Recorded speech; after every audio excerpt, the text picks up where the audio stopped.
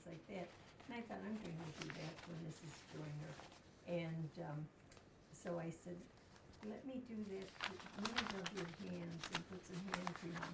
She said, oh, no. We're here today to do an interview with Jim Cloonan and Carol, his wife, at their home here in Foxcroft in Raleigh. And the reason we're here is Jim was the Chief Executive Officer of Athey Products in Wake Forest. President, yeah. President and Chief Executive Officer for a number of years. And Athey employed up to 500 people at one time and had a great impact on economic development in Wake Forest. So we're here today to talk about a little bit about that and to hear more about Athey and how Jim Cloonan grew Athey and came to employ so many people in Wake Forest and impact the area so much. So Jim, tell us a little bit about how you where you grew up and where you went to school and how you eventually found your way to Wake Forest.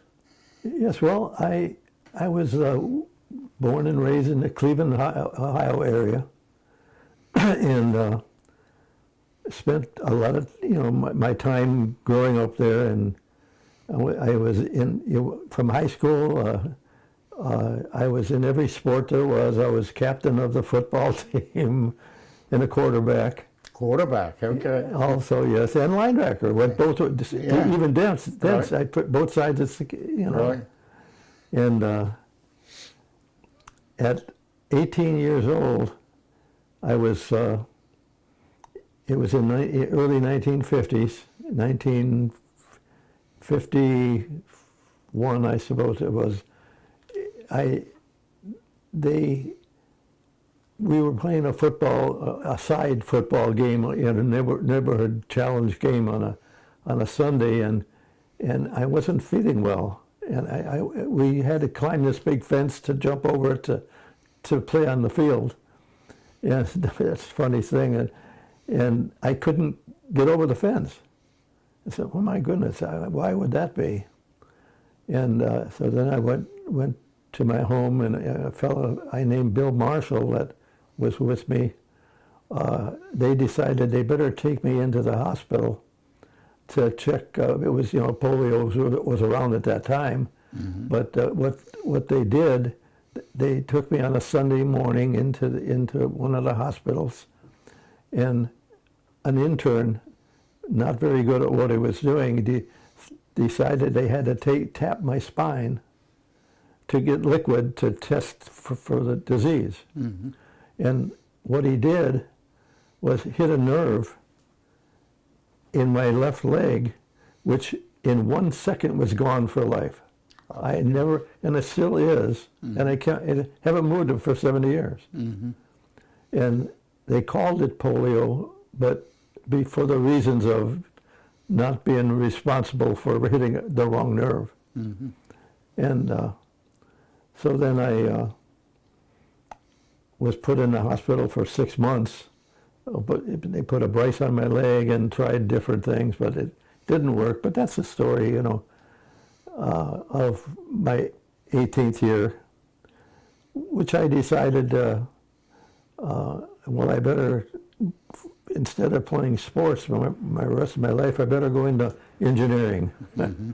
in which I did, and went to finish my school off, and graduated on a Monday after the graduation was on the weekend, and decided, better me than somebody else, I can handle this.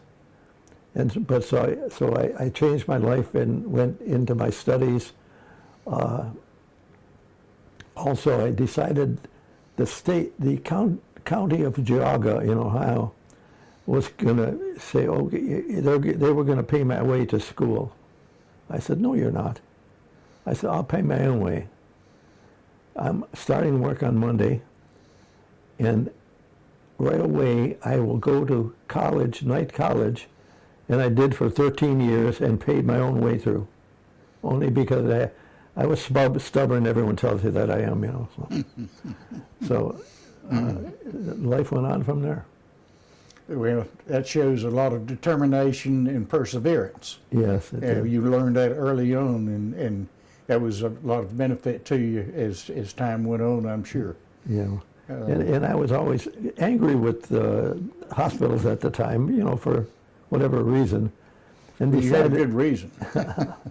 I finished, when I started kindergarten to 12th grade, I was perfect attendance the entire way.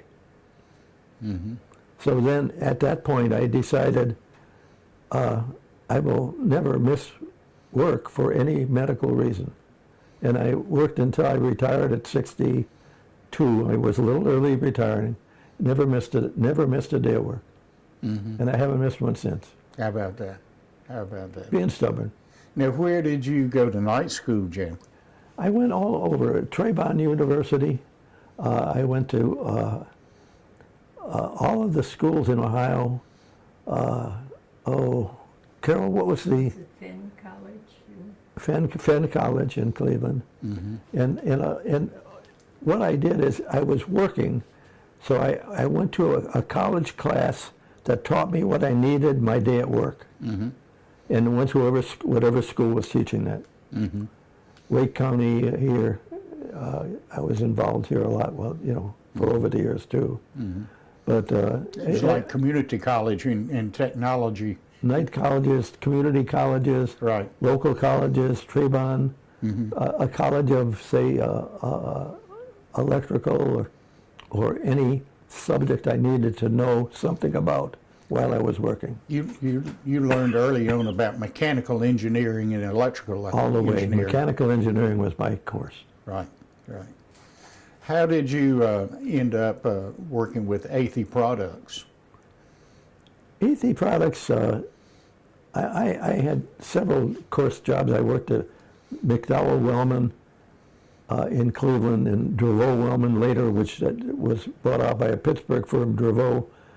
And I was put in charge of the service departments while I was working there at McDowell. Mm-hmm. Traveled worldwide, putting in port facilities and doing a lot of places. And traveled everywhere. I was in every state in the United States. I worked somewhere. And then we traveled worldwide also, putting in facilities for both companies. Mm-hmm. While I was doing that, I met a fella. We built cranes and put them in cranes all over the place. This fella that was the head owner of Athey, and the fellow Jack McCullough, who was the head stock owner of Athey and on the board, had me working for back in. He also had a crane company, but he saw me working for this McDowell Wellman crane Mm-hmm. company, and always he saw me working, and even being disabled, I'm climbing ladders 200 feet in the air, walking beams, and he just liked what I was doing, and he met me and was talking to me in Chicago. He was from Chicago, and we were driving to the airport, and he says he said, "Look, I want to talk to you," and he says, "We have a company in Athey Products in Wake Forest in North Carolina, and I would like you to consider. I've interviewed over 100 people, and I want you to have this job." I said, "Jack, look, Jack, I'll bet 95 of those 100 people you interviewed were better than me. Why don't you hire one of them?" That was the truth. And so He knew quality when he saw it, didn't he? yeah. Then he convinced me eventually to take the job at Athey as president. What year was that? 1983. Yeah. So you moved from Cleveland to Wake Forest? Yeah, Carol, let's see, we moved here and we bought this house. Mm-hmm. I bought this house in 83. in '83, and I worked as president until '95. Mm-hmm. And in '95, I retired, and I was 62 years old. All right. What did, tell us about Athey and Wake Forest. What products did they manufacture and how were they marketed? Okay, well, I can show you. And talk about how many employees you had a little bit, Jim. Well, at Athey, we had, like, as I mentioned, like 500 employees. And what we made mainly were street sweepers Mm-hmm. and trucks. Right. And we owned a company in South Dakota, Mm-hmm. Athey Cloonan Products Mm-hmm. in South Dakota.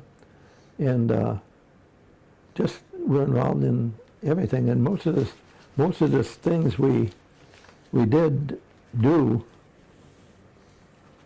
at Athey. These are some of the annual reports. Mm-hmm. We're mainly street sweepers. Right. truck- Hold that up so the camera can catch that. Yeah.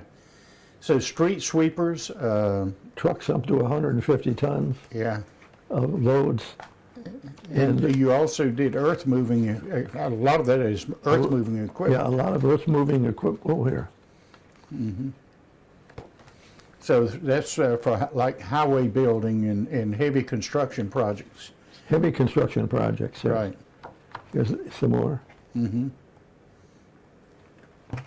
But street sweepers was the main product that you The manufactured. main product we manufactured were the street sweepers, yes.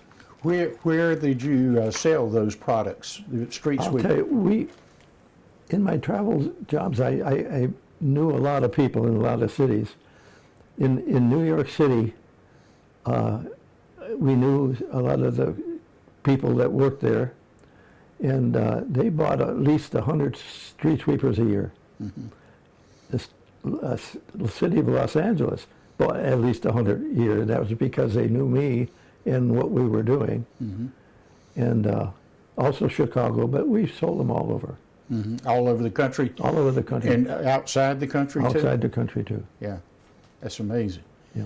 So, how did Athey come to be in Wake Forest versus some other place, Jim?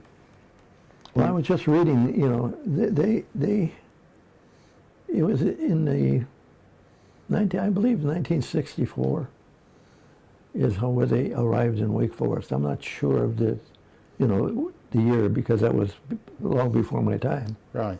And they were just a good company to work for, good employees. Right.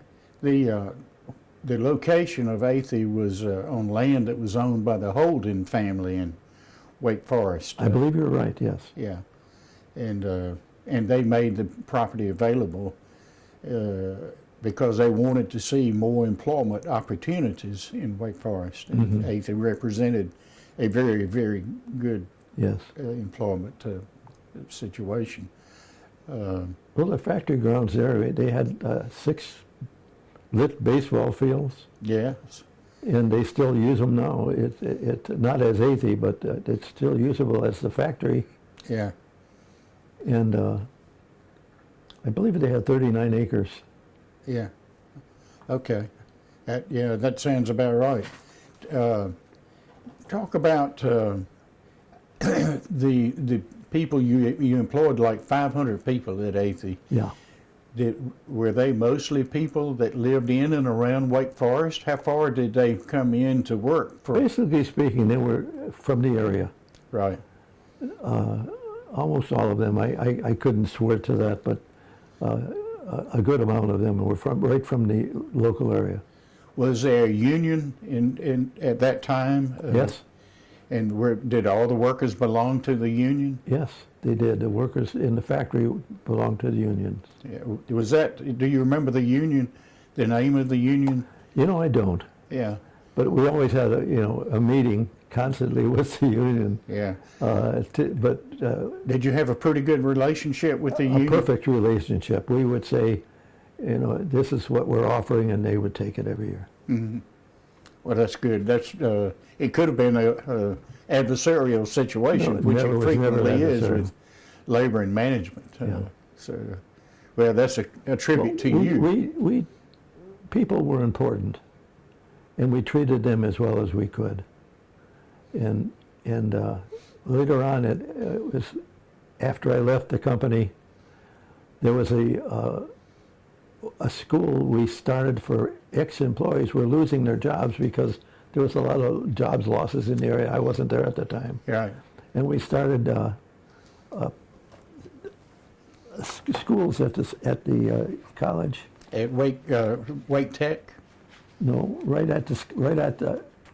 in town in Wake Forest. Okay. And what we did is it was Second Chance. Okay, I remember that. I started at Second Chance School. You did that. Yes, I did that. Yes, I remember it. And it was to teach people how, in Second Chance, we started a school and they started to learn how to weld and how to do electrical, you know, all of the jobs that could pay them money that they could make a living on. That's great. Yeah. That's fantastic.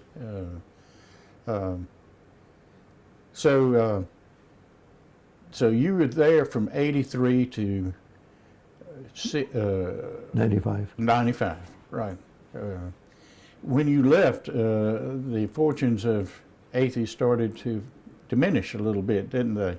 I guess they did. I didn't, you know. Yeah. I wasn't there, so it wasn't. So made yeah, it to me. I understand. I understand. Well, also while you were at Athey, you were quite involved in like the Chamber of Commerce and yeah. other areas that was beneficial for you to show leadership Yes. in Wake Forest. Talk about that a little bit. Because like Second Chance was one of the things Yes. that you initiated. Yes. And also your leadership at the chamber meant a lot to Wake Forest too. Yes, we met a lot of really good people at the chamber, and there was good people working there, you know, part of the chamber group. Mm-hmm. And actually we found a building and opened a building and remodeled the whole building and cleaned it up and had it going for the town. And as far as I know, they're still operating. That building is still operational. Yeah, it's still operational, yeah. The chamber's housed there, and the chamber's very active in Wake Forest now. Yeah, yes, it is. It's always been active and It's good part of the town. The leadership changes from one generation to another one, and yeah, I wish I could remember a lot of the names, and of course it's hard to do that. yes. You mentioned Tommy Bolus. Yeah, Tommy Bolus was, his family had the Bolus department store Bolus there. department store, yes. He was and they operated that for many years. he was a classic, yes. Yes, a he good one. was. And there was Jimmy Ray, Jimmy Ray was part of it, and Alice Ray. Jimmy and Alice Jimmy Ray. They're became still the- active he was- in Wake Forest. They have And a he was the mayor. yeah, he was the mayor, and then they have a company called Remax. Remax, okay. It's still Okay, in what Wake did you Forest, say? and they're Tommy active. Byrne was very important. Oh, Tommy Burns, the Tommy Byrne was a mayor. mayor of the town, yes. And quite a leader. In fact, we were talking about the Trentini Foundation earlier, and when the college left in 1956, Yeah. and all the athletic facilities that the college had inured to the benefit of Wake Forest High School. Yeah. Wake Forest High School was 2A, which meant about 400 students. One of the classic things about Tommy Byrne is the fact that Joe DiMaggio and he were very good friends. And Joe DiMaggio, on his 50th anniversary in sports, were invited to New York City, and I was invited along and celebrated the anniversary with Joe DiMaggio, and it was just important. Did Joe bring his new wife? Who? Marilyn Monroe. He was married to Marilyn Yeah, Monroe. yeah, he's a classic. Yeah, yes, he was. one of the stories, Jim, that you told frequently was when I think it was the grade school across the street came over to go through the factory, and you were so impressed with these young children and the questions that Yeah. they asked you. He would tell that story frequently, those children, so intelligent and such great questions they had for Yeah. him. Yeah, you were always so impressed with I'm very impressed with the classic. You're talking about the middle school across the street from Right us. across the street, Yeah. right, the middle school. Well, that's interesting. I bought that property. It was the old Evans Lumber Company tract. Oh, okay. And the first thing Before I they did built the was, school? yeah, and sold that site to the school Yeah. to get it a new middle school site in Wake Forest, and that was in the mid-'80s, I think. Mm-hmm. But yes, that middle school has been a very good thing for Wake Forest. Yes, it has been. Old town, Yes, all the schools. that's right. It has. What were some of the highlights of big things you recall about your career at Athey, and things that really, really stand out that were important to you? The most important thing to me was the people there. They were amazing people, and I made sure that we helped them at every step of the way that we could. The workers, a lot of the people that came right out of the tobacco fields to in farms to go to work, and Athey was the first major employer in Wake Forest to employ a lot of area people, I believe. Burlington Industries had been there a long time, but Athey was a much better place to be than Burlington is, as I recall, knowing some of the people that worked there. And if they needed anything, they'd come down and we'd give them some extra money to handle their expenses or whatever they were at the time, and they were all very good about redoing and repaying what we were given to them. Mm-hmm. And the people there at Athey, there's a list of people here of the people at Athey, for example, which were so important. Mm-hmm. And I have to be guilty and put glasses on. Well, post office too. Well, we had Archie Spencer was the vice president and treasurer of Athey. Frank Rossi, who lived right down the street, Yeah. in fact, found this house for us so we could get it. I remember that name. Frank Rossi? Yes. Yeah, Pat Walker. Pat Walker, she was purchasing manager and corporate secretary when I came into the company. Larry Lloyd, Ray Ackerman, Chad Bible, he was vice president of engineering. Cliff Jackson. I remember Cliff Jackson. Cliff Brian Jackson. remembers Cliff Jackson. Engineering, and he was an engineer when I came there, and later. Let's see, but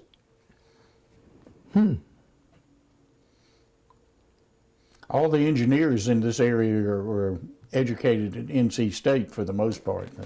yeah, Yeah. yeah, yeah. Well, I was also on the board of NC of Wake Tech, Mm-hmm. and also the bank BB&T, Right. and what else, Carol, was I? So when she was in the nursing home, Jim and I decided we would visit her often, and we went Yeah. to see her. You enjoyed it? Yeah. Yeah, there. And she was so enthralled with Jim coming to see her. And I had visited my aunt frequently in the nursing home, and I would take hand cream and massage her hands and do, just little things like that. And I thought, I'm going to do that for Mrs. Joyner. And so I said, let me do that. Let me rub your hands and put some hand cream on. She said, oh no. She said, then they're going to think that my family's going to think they're taking good care of me here. She would not let me drink. She didn't even want the hand cream. Betsy Gold.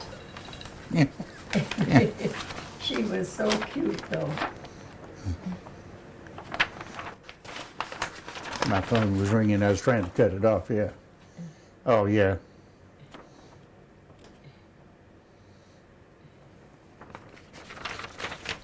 Yeah. That Marie. Let's see. Marie's husband was named Shorty Joyner, Shorty, yes. and he was one of three brothers that ran Shorty's. Oh, okay. There was Shorty, and then there was Worth, and then there was Yes. Ray. Wow. In the Christmas parade, we had Mrs. Marie Joyner drive a sweeper in the parade. Oh, how about that? What year is that? Oh, yeah. Oh, wow. It says on the paper there. I will. He was taking a picture of it. Oh, she was so cute. She would make ornaments for the Athey Christmas tree, and then she would make one for me, and Yeah. send it home with Jim. Just a delightful lady. Right. Yeah. And yeah. She And was. she went to the, I forget what restaurant in Wake Forest she went every day. December 21st, 1989 Okay. was this paper. Mm-hmm. And But we had her every year do that. yeah. But it was, she would bring a Christmas ornament to put on our Athey Christmas tree every year. So we had her, you know, A homemade ornament for Yeah. you. yeah. Well, her sister-in-law, May Joyner, that was Worth Joyner's wife. She worked at Shorty's after Worth died, and her son, Bill Joyner, ran Shorty's for several years. And May, as long as her health would allow her, she would go and work behind the counter. For a good. Is it still owned by the Joyner? Yes, it is, yeah. Bill Joyner's son runs it. He owns it by himself and runs it. It's very, very successful. There's always a big line Yes. to be served there.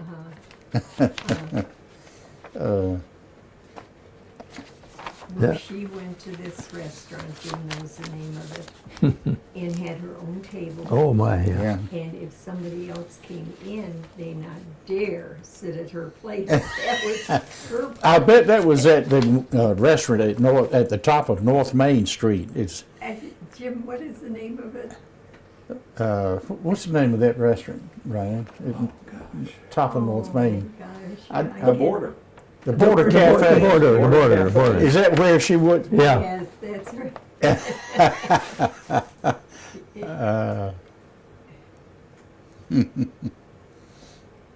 Well, listen, I have a few snacks. Would you like? a Sure few they would. snacks to Yeah. nibble on? Oh, no, thank you. I'm trying. I appreciate it, but I'm fine too. Yeah. Oh, okay. Yeah, this, all of this was so good. I just pulled some out. Oh, here's a town of Wake Forest letter. I might read it if Go for it. all right. This is a letter from the town of Wake Forest dated June 6, 1990. Mr. Jim Cloonan, Athey Products Corporation, Raleigh, NC. Dear Jim, on behalf of the town of Wake Forest, it is our pleasure to congratulate you on your award for Chamber of Commerce Member of the Year. You are most deserving of this award and of the recognition by Honorable Governor Martin for your organization and the Second Chance program. Contributions to the community such as the ones that you have made are what make Wake Forest such a special place. Again, we congratulate you and thank you for your continued efforts.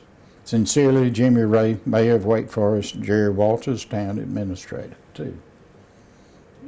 All right.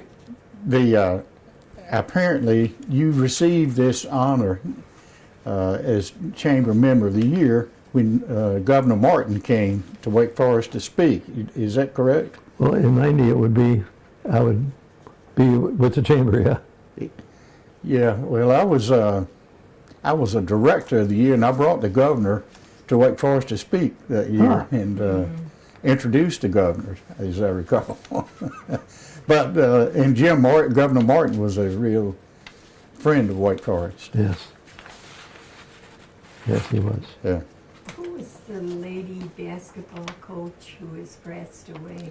Barbara Brown. She spoke at one of the doings, Yeah. and she was fantastic. She was. She Just, was. yeah, very- Her husband, Bob Brown, was a coach, football coach with Tony Trentini. Oh, okay. And both Trentini and Brown went to Wake Forest College. And Refresh my memory. Trentini, he died young, didn't he? he died at age 46 from a coronary. He married a girl from Cloonan, North Carolina, and they were living, I believe, in Philadelphia. And he was assistant coach at Temple University. And they came down to visit her family in the summer for a few days. And they went out and did for a morning run or exercise. Came back to the house and sat down and had a coronary and passed away at age 46. I knew it was Had 3 scary. young children. Yeah, so it was a sort of traumatic event. She was so young. Yeah.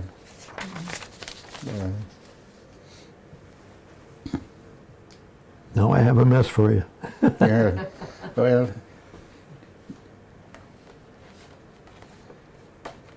can you get that okay? I think so. Yeah. Yeah, there we go.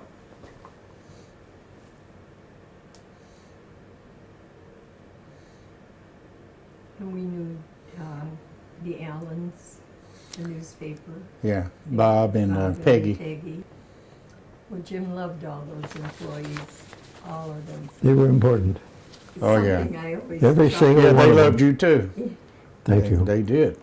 But guys, something I chuckled about, we're from the north, the snow belt in the north, Yes, and the. right on Lake Erie. Lake Erie. Jim went into work this morning and it was like a few snowflakes coming down. And he couldn't get over the. This morning? No, Oh. the morning that we had that little bit of snow.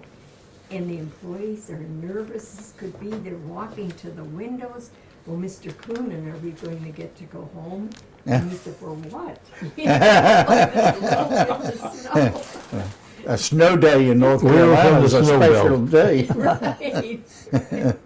It's not, you don't see snow like Lake Erie here, He came ever.